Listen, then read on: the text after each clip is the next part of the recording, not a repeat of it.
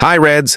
Hold on tight, because the 2025 summer transfer window has officially slammed shut, and what a whirlwind it has been. From the first rumor to the final deal, Manchester United fans have been on a roller coaster of drama, excitement, and jaw-dropping twists. Every day brought something new. Last-minute medicals, big money exits, and loan deals that could change careers forever. Now that the dust has settled, it's time to break down every single move, and trust me, there's a lot to unpack. Let's start with a huge boost for United's future. Lammens is officially a Red Devil. The 23-year-old Belgian goalkeeper has completed his medical at Carrington and signed his contract, marking the start of what could be a bright, long-term chapter at Old Trafford. With the goalkeeper spot still a hot topic, Lammens' arrival adds depth and competition, and you can be sure he'll be eyeing the #1 spot in the coming seasons. For a player of his age and talent, this is a statement signing, showing that United are thinking beyond the here and now. Will he feature in the Cups right away, or bide his time behind Onana? That debate is already heating up among fans. Next up, we have a move that will split opinion across the fan base. Rasmus Hojlund has joined Napoli on loan, but there's a twist. A €44 million transfer conditional obligation to buy if the Italians qualify for the Champions League. Let that sink in. This could mean that the young striker may never wear red again, depending on Napoli's success. Hojlund didn't quite hit the heights everyone expected last season, and maybe a stint in Serie A is exactly what he needs to find form. But if he starts firing in Italy, United could look back and think, did we really make the right call? This is high-stakes football business, and it's going to be hotly debated among Reds for months. The academy is buzzing too, with exciting loan moves for Amir Amass and Ethan Ennis. Amass heads to Sheffield Wednesday to gain valuable first-team experience, while Ennis will be honing his craft at Fleetwood Town. Moves like these are crucial for young talent, giving them the chance to grow, adapt, and prove themselves away from the under-21 setup. Could we see one or both of them at Old Trafford in the near future? Only time will tell, but these steps are perfectly timed for their development. And now, the big money exit that's making headlines, Antony has left Manchester United. The Brazilian winger has completed a £21.6 million move to Real Betis, which includes a 50% sell-on clause. Antony's time at Old Trafford has been one of high expectations and mixed results, and this transfer officially closes that chapter. Was it the right move? Could Amir have turned things around, or was a fresh start inevitable? Either way, this is a bold statement from United's new transfer strategy.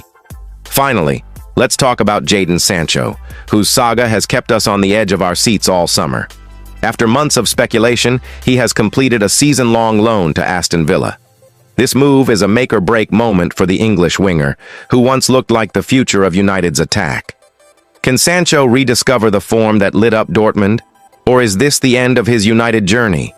The club clearly believes in his potential, but the pressure is on, and Villa Park is where he'll have to prove it. So, United fans, there you have it. The complete breakdown of a summer that will be remembered for years. From exciting signings like Lammens, to controversial exits like Antony and Hojlund, and the career-defining loan for Sancho, this window has given us everything we could ask for and more. Now it's your turn. Which deal excites you the most? Which one worries you? And which one completely shocked you? The discussion starts here, so get talking, because this summer at Old Trafford was unbelievable, but true. Additionally, today could define the entire season for the Red Devils. Let's dive straight into it because these updates are coming thick and fast. First things first, breaking news. Emi Martinez has sent a clear message to Aston Villa. He wants Manchester United. Yes, you heard me correctly. The World Cup winner has informed Villa that his heart is set on joining the Red Devils. Personal terms? Already agreed. That's massive, isn't it? But here's the big question for you. Do you think Emi Martinez is the perfect goalkeeper to take us back to the top, or should United stick with Onana? Let me know what you think, because this one is huge. Think about this for a second.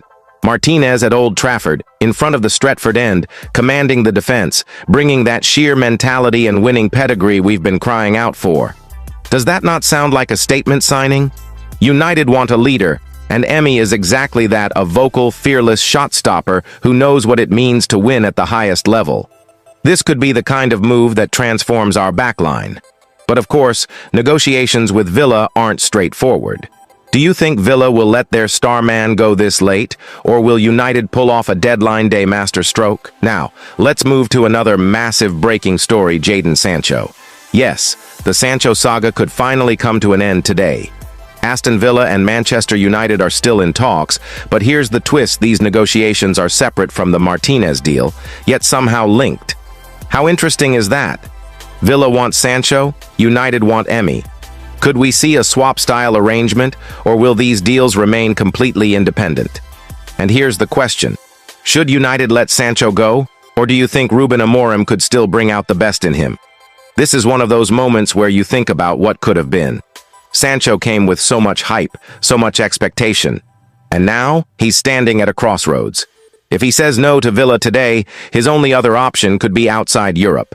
Imagine that, from Dortmund wonderkid to being forced out of Europe if he doesn't decide now. Would you keep him for squad depth, or is it time to move on? Let that sink in, because this is big. And it doesn't stop there. Real Betis are going all in for Antony. Yes, the Brazilian winger who arrived with so much flair and promise could be on his way out of Old Trafford. Betis are in constant dialogue with his agents, and they are confident they can get this done before the window slams shut. United are open to a permanent deal. Now here's my take. If Antony leaves and Sancho leaves, are we leaving ourselves short on the wings, or do you trust Amorim to bring in someone from the youth ranks? Maybe Jack Fletcher or Cheeto Obi could step up? Or do you think Amorim is planning something bold in January? Meanwhile, reports linking Angelo Stiller to Manchester United. Despite the rumors, he's staying put.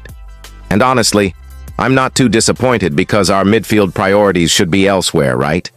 Would you have liked Stiller at United, or do you think he's not the level we need? And here comes a shocker: Andre Onana could leave on loan in the last few hours of the window. Yes, I know what you're thinking. Onana out? After everything, after the confidence Ruben Amorim showed in him? That would be an absolute curveball. If Martinez comes in, then maybe, just maybe, Onana could be shipped out temporarily. But how would you feel about that?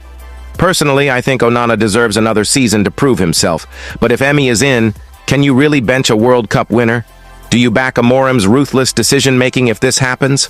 And finally, a farewell Victor Lindelof to Aston Villa. The Swede joins Villa as a free agent, and while it's the end of an era for him at Old Trafford, I can't help but feel this was the right move. He's been a loyal servant, but let's be honest, we need more dynamic defenders in this new Amorim system. Still, let's give him his flowers, because Lindelof has had some great moments in a United shirt. My opinion and analysis: if these moves go through, Martinez in, Sancho out, Antony out, and possibly Onana out, this is a complete shakeup of the squad in one single day. It's bold, it's risky, and it's classic deadline day drama. Amorim clearly wants a team that reflects his philosophy: hard-working, mentally strong, tactically flexible. But is this too much change too late? Or is this exactly what we've been crying out for? What do you think, Reds?